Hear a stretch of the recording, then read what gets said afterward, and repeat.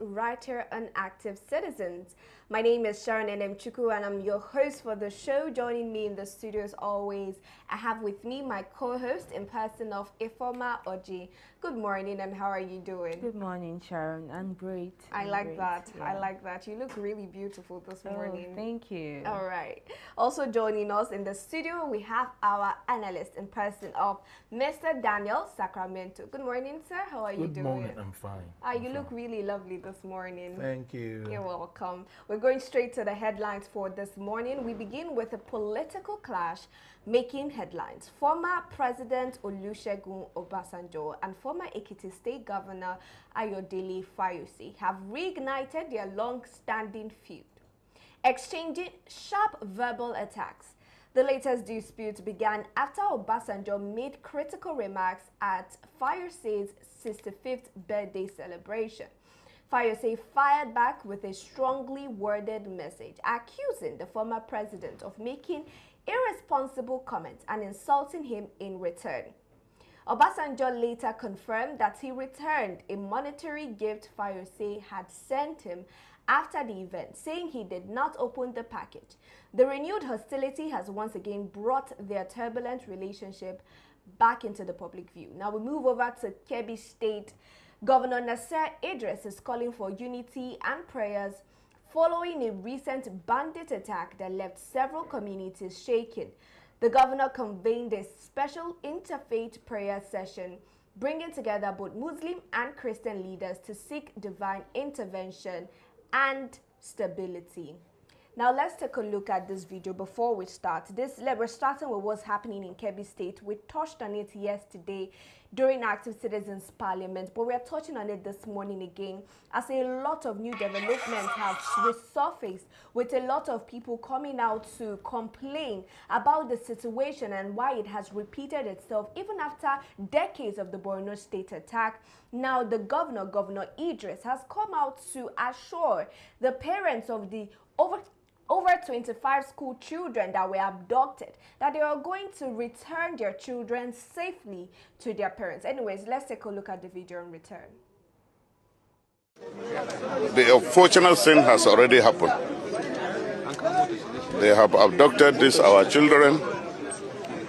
We have come, we have seen things by ourselves. And we see the parents that their children who have been abducted. And we give them confidence, we give them our words that we'll do everything possible to ensure that their children are being rescued. And we also assure them that let them have confidence in us. And we'll make sure that the security agencies will do everything possible to do the needful. That is the essence of our coming to Maga. To see our people and also to give them confidence and to give them words of encouragement. All right, we just saw that video of the governor addressing the public on the stance of the government and the security agencies in Kebbi State regarding the over 25 school children that were kidnapped on Monday. But first, he has come out to call for prayers, right? He has come out to call for prayers and assuring the parents of the quick response of the military. But this is Tuesday, and we're yet to hear a follow-up update on what that looks like currently on the ground in Kebbi State. And I'm starting with you, Mr. Daniel Sacramento. Let's get your take, because we had this discussion yesterday evening, but you were not in the Active Citizens Parliament. So let's get your take on the fresh bandit attacks that has just happened. Okay. It's quite unfortunate that such devastating stories popped up in Kebbi State, where the children were kidnapped. It shows that we've not really gotten the foundation or the architect of our security right. You know, it's just about what happened in Chibok. It's repeated itself again.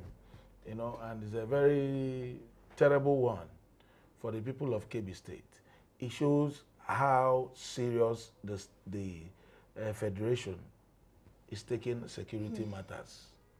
It shows, you could see how porous it is. Yes, that crimes will happen, but the activeness of our security agencies is what is paramount. Now it is nowhere. We are still mourning that we lost a brigadier general. Now the Kebbi girls has now joined suit. Because, you know, I keep saying this thing every now and then. We've not really understood what is actually happening in the northeast and northwest. We've not really understood what the problem is. Now, what is this things all about? Why is the high rising of banditry? I told you a lot of things, which the federal government needs to sit down to look at it. A lot of people are being dismissed in the police, in the military. They won't fold their arms. You are retiring people when they are not meant to be retired. These are little things that could cause insecurity. Because we need to look into the nitty-gritty. Why is the banditry on the rise? Our borders are all porous. Other countries that are meant to be in joint force with us, so many of them are backing out, like Niger Republic and Chad. Yes. They are backing out. So what actually is, there need to be a state of emergency in our security system. Bring in security experts. If possible, let Trump and go to them, go to Israel, bring those experts. Let them come in. Because it's obvious. We can't handle these things anymore. Then there are people who are sponsoring these guys, who are holding torchlights for them. Majority of all these people you are saying are people from outside the country coming in to recruit the ones that are in the country. So all these things are really, you know, destabilizing the country.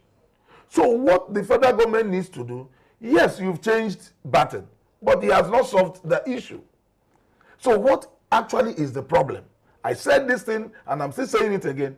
Gather the stakeholders, gather the state actors. There are people who will come on board to tell you where these things are coming from. We can't be losing people on daily basis like this. Human lives. Every areas of the federation. In Kogi State, there was a kidnap.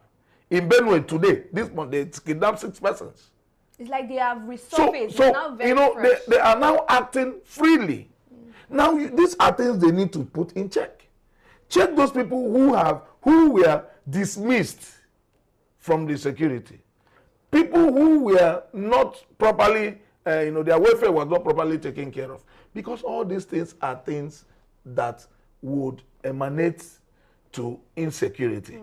Do you understand? So I think the federal government needs to wake up. Have a security meeting with all the 36 governors. Tell them, mandate them what they need to do. Exactly. Mandate them what they need to do. I think and all the schools is a wake-up call to other states. They need to have security in all the schools. But they killed the 2 security guards that they had in. It depends on the type of security guards they have there. They got injured. It depends on the type of security guards you have. You have to have, quality security system that will help. CCTVs in every angle in all the states. These things are, so we don't need all this money that they keep using to do one frivolous thing or the other. They need to put it in check. Exactly. Thank you, Mr. Daniel. I like the fact that they need to, you mentioned the fact that they need to amp their security, because when we looked at that particular Kebbi story, it was, I think, just two security guards from the school that they had on the ground. And, let's take a look at what Punch reported. Over 145 people that have been killed in less than a week.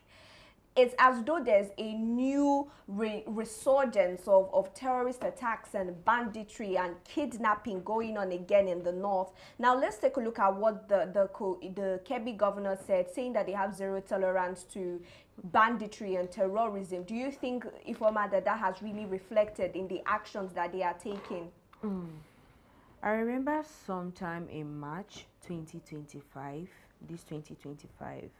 when there was a banditry attack on this same Kebbi.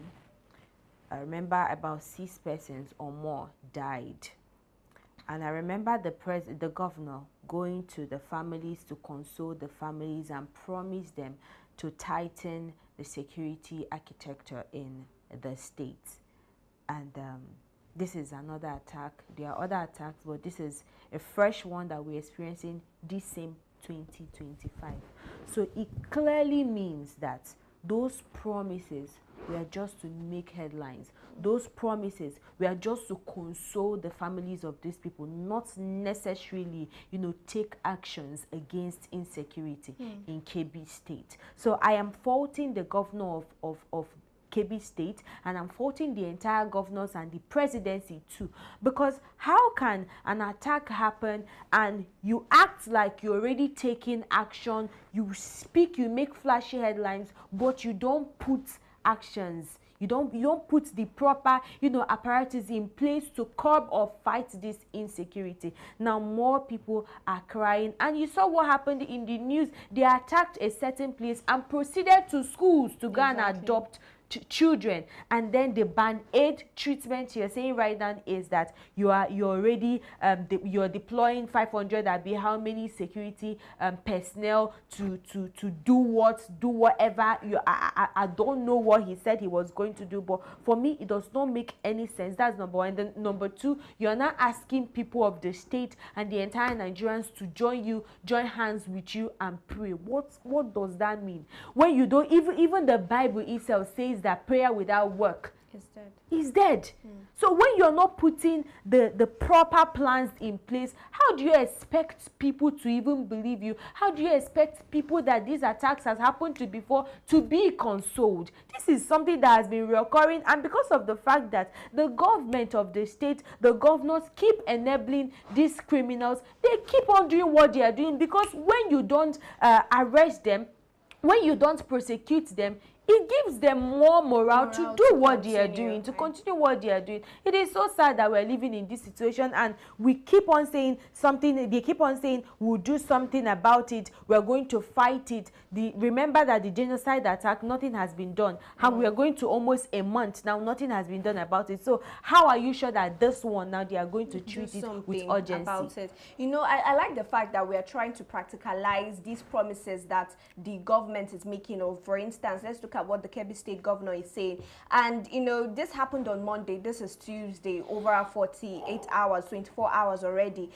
Let's look at the practical steps, Mr. Daniel. Did we see any practical steps that were taken within 24 hours after this act was committed? Because they did not make us, they didn't give an actual record of what they're doing. It's quite vague. But was there any particular action you were looking forward to within 24 hours after this attack, Mr. Daniel? Well, it would have been, to block every exit point and follow the track, because they came with bikes and all the way they normally come. So follow them through. There should be helicopters, monitoring, flying over the whole places to check, Then, one of other things is sincerity of purpose from governors. There are certain areas where you people know that kidnapping happens. Maybe there is a very massive bush. Why not go clear them? Why not send in bulldozers to go into those areas and clear those bushes? Valid points. Now, I always talk about, when you talk about security system, let's use Ebonyi State, Abakaliki, for example. Okay. Because I've been opportune to travel there, time without numbers. Now, look at what the governor did. Every streets have an operating van of joint task force. Every street. You have the Mubag, you have the police, the joint task force there. Stationed, no roadblocks. They are just stationed, well equipped, waiting for informations. Do you understand? Yeah. So they are all scattered there, waiting for information. Now, if there is anywhere there is an attack, like there was a particular day where the criminals came to invade police station. Now they were rounded up. All of them were killed. Exactly. So because these people are active concerning their security system in their place. So the problem here is not having police people, you know, putting them in checkpoints, having them to always put roadblock to wage vehicles and all these things. The next minute, they start collecting money, and you won't blame them because their welfare package is not right. But giving them mandate, giving them the vehicle to station them at those strategic places. Fuel the vehicle. Fuel the vehicle for them. Because that's important. You understand? Let them stay there and wait for any call. And make the communication system very good, very effective.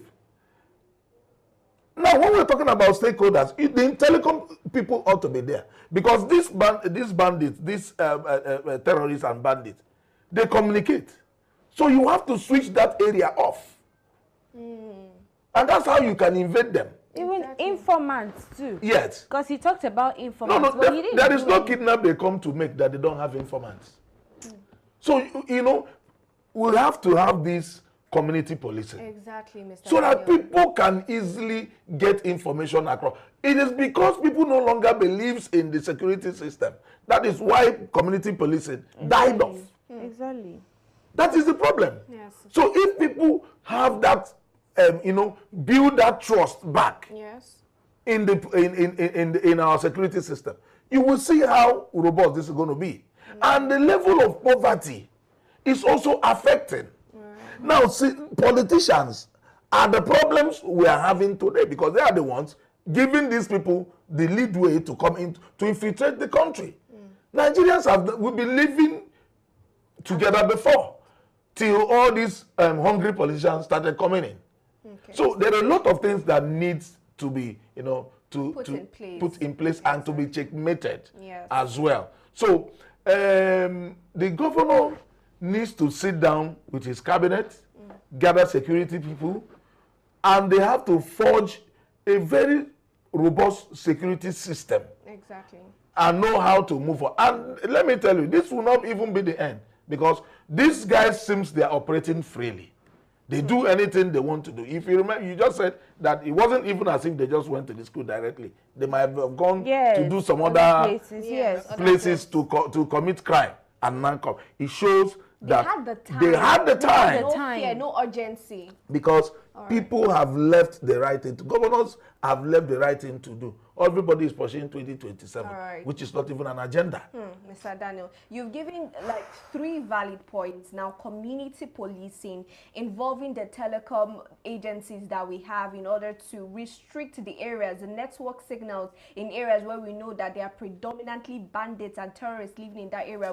You also made mention of the fact that it is high time that the governor calls a roundtable discussion with the stakeholders that are involved, and for these security agents to be properly prepared and armed for situations like this. Now, this brings me to you, Ifoma. You know, during the address of the governor, we didn't hear any particular officer that was being mentioned who was taking the blame or who was in charge of operations, because there is need for accountability in cases like this. Who and who, in terms of security personnel and officers, are supposed to be in charge of so areas in these hot areas where we know that there are a lot of banditry attacks, but it seems as though there is absolutely no presence of these people in these places. So I'm asking, do you think that it is the time for the Kebbi State, not just the Kebbi, but let's use the Kebbi State situation, the Kebbi State governor to actually come out to the public and tell us this and this are the people that are supposed to be in charge of these areas, and if anything goes wrong, they are supposed to be held accountable?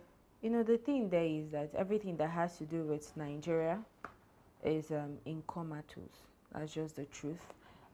When you talk about accountability, this present government does not smell, they do not see, they do not perceive accountability. So when some cases like this happen, you don't even reason or think about accountability. The only thing that they reason is ban A treatment, ban A treatment. That's the only thing in their mind. If we have a working system in Nigeria, these are things that you're supposed to call the security operatives, those people that are supposed to be stationed in those, you know, points. Where were they when this whole thing happened? Look at who are we going to sanction for this particular thing, and how are we going to stop, you know, consistent reoccurrence of this particular incident? But because our system has failed the entire Nigerians, there is no working system when we talk about the security institution. How do you expect people to be accountable? People that you are even asking for accountability do not even feed properly in a day. You see that they feed on biscuits. So how do you even expect them to be in checkpoint and monitor what goes in, comes in and who goes out of, you know, those environments? So I am not even going to seek for accountability, because there is nothing like that in the system. That the accountability issue is even going to be a possibility. There is nothing like that in hold people accountable for situations. It is when you have a robust plan, put everything in place, that you can think of holding somebody responsible. Exactly. For people to come on board to give account. You don't fear the vehicles of you these don't people. fear these people. There is no intelligence gathering concerning all those attacks. You understand? So there's nobody, there's no resources to even That's the bring thing. them out. Now, let me give you an instance. You look about Mossad. Mossad is Israel's highest intelligent organization. Whenever they want to attack or do anything, Israel wants to take on any country, Mossad goes in. They have their people. They have a lot. In fact, Mossad will even join the terrorist group and be bringing information to help, you know, and spies. So it's been a long time things like this has happened. So I was thinking the federal government is going to sit down with critical stakeholders. In as much as security things is not something to discuss, but the critical stakeholders, where are we not getting it right? How do we end this insurgency? Where is it coming from? Which direction actually is this missile coming from? How do we end it? There is an originator. So these things must be looked in and try to resolve it amicably. All right. Not even going to negotiate with terrorists. I'm not there. What I'm saying is that the people who are involved, amongst the stakeholders, if it is getting proper equipment, not preparing for 2027 election, getting proper equipment, modernized ones, getting proper trained security personnel. There are people who are very good in this aspect. Go and train them in it. Exactly. Thank you, Mr. Daniel Sacramento. It is important that the appropriate stakeholders and authorities take hold of these recommendations and also think up of more recommendations going forward, so we do not have a recurrence of such attacks. Now, still talking about the situation on ground and how everybody is literally scared for their lives and also mourning the lives of those that have been lost. It is rather interesting to see two leaders in person of ex-President Olusegun Obasanjo and ex-governor of Ekiti State, Fayose, in a verbal battle. Now, this happened during the 65th birthday of Fayose. But anyway, before we give our comments, let's take a look on that video to see exactly what former President Olusegun said that caused the back and forth. I started coming here. Some people called me and said, we hear you are going to your Fayose's birthday. Can't you remember he abused you? I said, thank you for reminding us.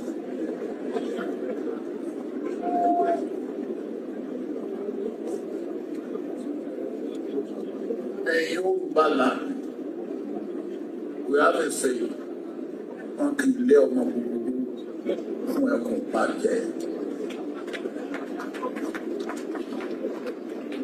you are not the best of my political children. You are not. But you have made an achievement that must not be ignored.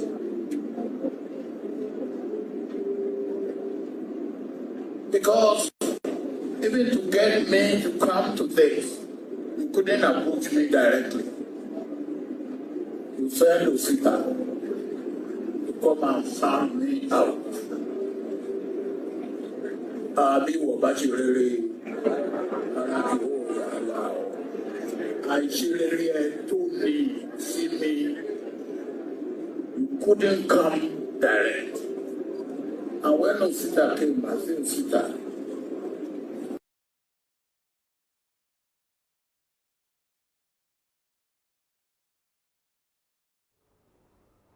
All right, we just saw that video, and this was the genesis of the current back and forth between ex-president Olusegun Obasanjo and ex-Ekiti State Governor. Now, just to give a little backstory, reports have it that this back and forth and the strained relationship between ex-president and ex-governor of Ekiti State started back in the Fourth Republic.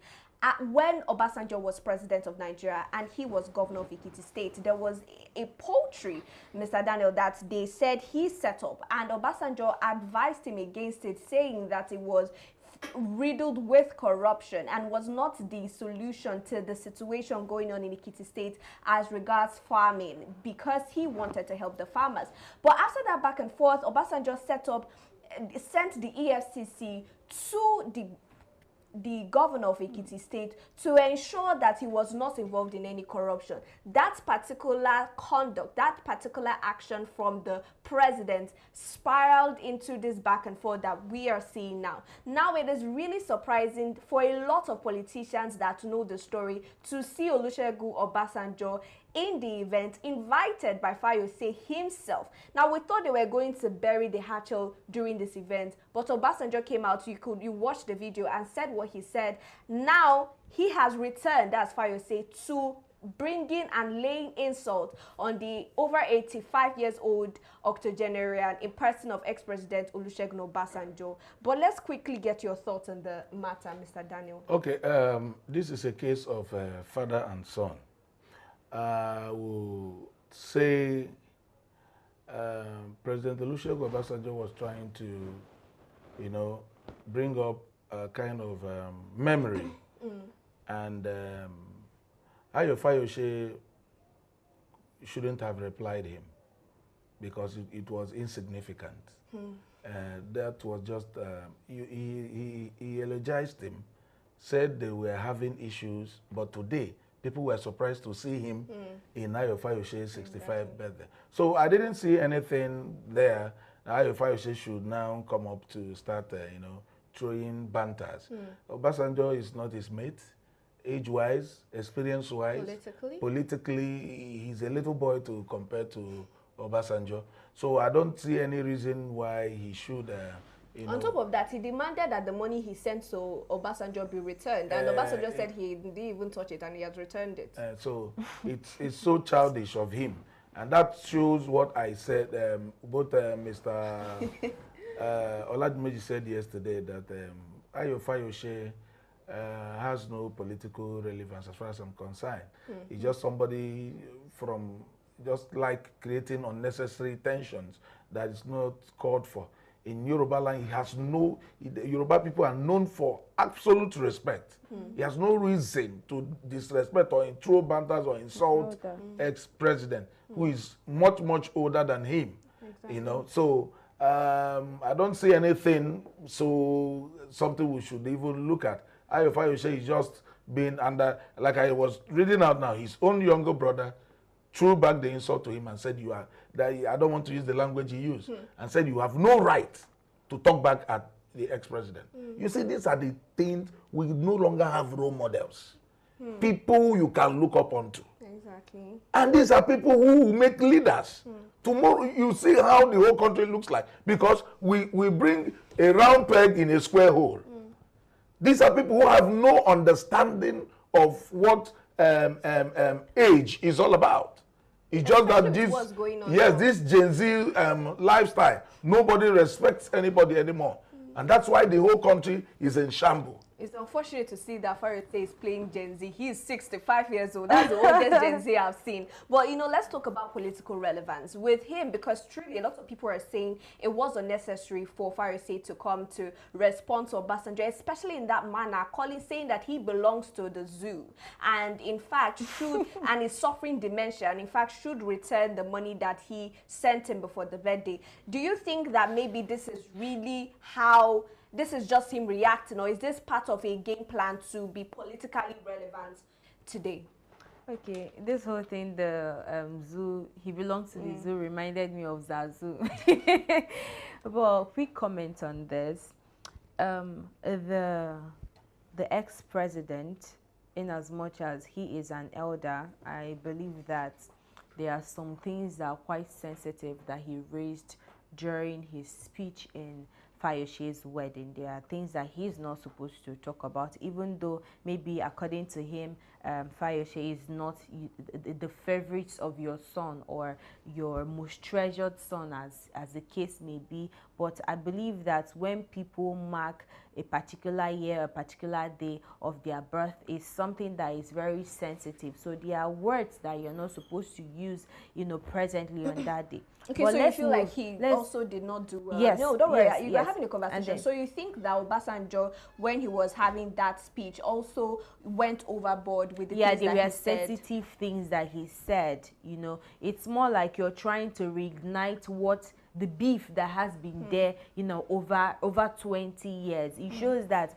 the whole Fayose visiting you in the first place to see if you guys can call it a truce. It means that it was just optics. It was just more like trying to, you know, cover up something that has been there and waiting for a moment for the whole thing to spark and reignite. You understand? And then Fayose on his own, what is it called? His own side, he overreacted. Yes, we understand that maybe there were some things that the ex-president said that didn't sit well with you, but his response, calling the presidency, the names, saying that he was supposed to remain in the zoo, it was solely unnecessary. He didn't need that. He didn't respond to the presidency when he said that, the ex-president, when he said that on his birthday. So I think you should have just let the sleeping dog lie. You understand? Coming to do this whole thing, it doesn't really make sense in the first place. And then again, as regards whether he's trying to bring back or trying to prove that he is still relevant in the, it wasn't necessary. It wasn't at all necessary. When you're trying to make peace, call a truce, move forward. And at the same time, I believe that this is actually not the right moment or the right time for us to be having this particular conversation. People are plunged with poverty. People are plunged with insecurity. There is a lot that needs to be fixed in Nigeria for political elders to be having back and forth on a national stage, or rather a global stage. It doesn't really make sense. It doesn't speak good of our leaders that are supposed to be acting as statesmen, that are supposed to be, you know, directing the policies of the country. You understand? Advising the presidency on how to curb insecurity, advising the presidency on how to work on the development of the economy. It's actually not relevant. It wasn't needed in the first place. There are more important things that we should be discussing, and not this, you know, banter back and forth that has been there for over 20 years that they had to reignite. It doesn't make sense. You know, thank you very much, and we're going to wrap up. It's just that we have seen a track record or a history where we've seen father and sons in the political terrain having back and forth. We've seen that with Wike and Fubara. Now it's Obasanjo and currently Fayose and all of that. Let's talk about finally how moving forward, the need for elder statesmen who, even though they are not currently ruling or they have exhausted their tenure, can still play pivotal roles in our politics, Mr. Daniel. Yes, they are very, very vital, because old broom, new broom knows how to sweep the house, but old broom knows the nooks and crannies of the house. So the truth about it is that our elder statesmen needs to be respected in as much as they respect themselves. And what transpired is uncalled for. Fayose failed woefully. You are the one who invited him. And he said what he said just to resuscitate an old memories, to let people know that in as much as these things happen, I still came. So it wasn't a very bad move. And he said that in as much as that the guy has achieved a lot in life. So in politics, there's always a room where we go to get the rightful informations, the right experience, then you add it to what you have. Olusegun Obasanjo, president, is not a man that you will sweep under the carpet. Remember, he's not just president of he has been the military head of military administration in Nigeria. He was the one that transited the first republic. He was the one that changed it from military to when Olusegun Shagari came on board, before Buhari people overthrew Shagari. So he has been a man that believes in democracy. He has always been that type of man that believes in democracy. Yes, he is not the most righteous man, but you will not talk about Nigeria without him. And you could see God has blessed him with so many age up to now. So there is always a rule where these people should come together, in as much as maybe you do not like the person who is in the seat of power, but we have to come together to brainstorm together to look for a common front to make this nation work. And I'm saying this to all politicians who have maybe one knowledge or the other about security. Don't wait till you become president before you come on board to help, so that the incessant killing that is ongoing in this country would be stopped. We shouldn't wait. This country belongs to everybody. It's not one particular set of people. Don't wait until you get into power so that they can give you the credit. Give you the credit. No. If this country becomes good, it's for everybody. Exactly. We won't say it's because of you. It is because of everybody. Thank you. That's and it. when we are in this situation, the people outside are not looking at, a particular individual. They're looking at it holistically. Now, coming to you, Ifeoma, what are your thoughts, recommendation-wise? Okay, it's simple. I think I've highlighted in what I said. These are people that have experiences. They are grounded when it comes to, security architecture. They are very well grounded, especially the ex-president of Nigeria. And Fayose on his own, he when it comes to agriculture, I think he was owned a poultry. So there are so many ways that these people can actually add to Nigeria than this particular thing that is going on with them. It does, like I mentioned earlier, it does not really make sense in the first place. What we should be talking about, just like what Mr. Sacramento said, is brainstorming on how to develop Nigeria, on how to place Nigeria on that map that Nigeria was among the third ranked country, developing countries before, but now it has stepped down from that. So we are supposed to be thinking on how to move the country forward and not to take it back to where it was years ago. Thank you very much, Ifeoma Oji and Mr. Daniel Sacramento, for your apt contributions to the discussions today. If you're joining for the first time, this is Morning Pulse and Active Citizens. I'm your host, Sharon Enemchuku, and I didn't do this alone. I did this with my co-host, Ifeoma Oji, and our analyst, Mr. Daniel Sacramento. Please subscribe to our channel if you're yet to subscribe, and follow us across all social media at Active Citizens. You can find me across all social media as well, at Sharon Enemchuku. And you, Ifeoma? You can find me on Facebook at Oji Sophia and on Instagram at Miss Solex. Mr. Daniel will always be in the studio. Till we come your way again later today, do have a fantastic morning.